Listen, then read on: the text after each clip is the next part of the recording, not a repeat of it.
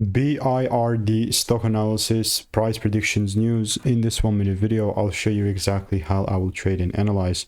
As I'm observing this ticker, of course, all I will stick to is just my strategy that I've already refined time and time again.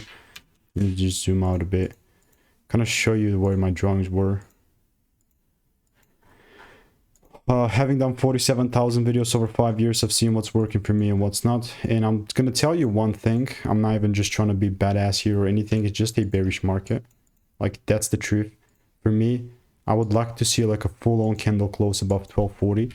And if I do not see that happening, then nothing, you know, like, who cares? Just bearish market. And what I'll do in the meantime, I mean, I'll entertain the bearish idea. The idea that I will look to take things down here.